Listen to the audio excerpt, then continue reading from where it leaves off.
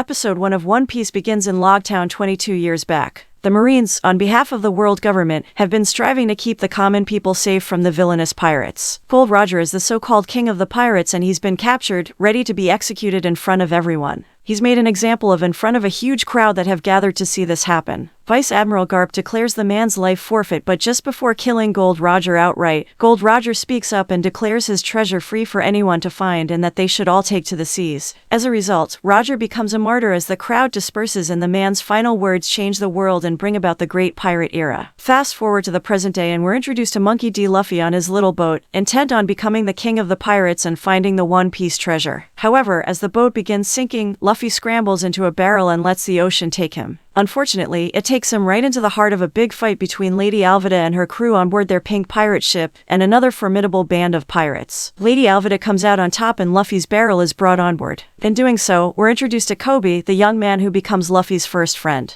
Anyway, we're getting ahead of ourselves here. In the depths of the ship, Kobe and Luffy meet. Kobe is convinced that all pirates are scum and thieves, but Luffy gives a knowing smile and tells him this is wrong. We then jump back 10 years to Windmill Village, catching us up to our current timeline. Luffy is an orphan but a determined one. He wants to be a fearsome pirate and embrace the freedom that it brings. To prove himself, he cuts his face with a knife in front of pirates in town, including their leader Shanks. During these flashbacks, Shanks gets Luffy cleaned up, but amongst the pirates' possessions, Luffy finds the gum gum fruit, which he naturally gobbles up completely. This is what gives Luffy his special abilities. There's a pretty accurate sequence to the manga here as Shanks decides against fighting some mercenaries that show and stir up trouble. Luffy is not happy with Shanks not fighting back, calling him a coward. Shanks tries to explain that there's more to piracy than fighting all the time. When Luffy tries to leave, Shanks grabs his arm and Luffy shows off his abilities. Shanks is not happy. We then cut back to Alvida's ship as Kobe and Luffy are brought before the leader. Luffy encourages Kobe to speak up and have some courage to tell Alvida what he really thinks, but the latter loses her temper and begins swinging her spiked mace around like she's Negan from Walking Dead. When it strikes Luffy, we see that he's no ordinary pirate. He's seemingly indestructible and has stretchy skin. He uses his signature Gum Gum pistol move to knock Alvida clean off the boat. We then cut to Sixus Island, where we're introduced to the mysterious Mr. 7. He wants to recruit Zoro to his organization, known as Baroque Works. Zoro rejects the call to action, but Mr. 7 is not happy with this. However, it does lead to a decent sword fight between Zoro and Mr. 7, allowing us to see Zoro's skills firsthand. It ends with Mr. 7 cut clean in half. Elsewhere in the East Blue, a strange redhead called Nami washes up next to a pirate ship.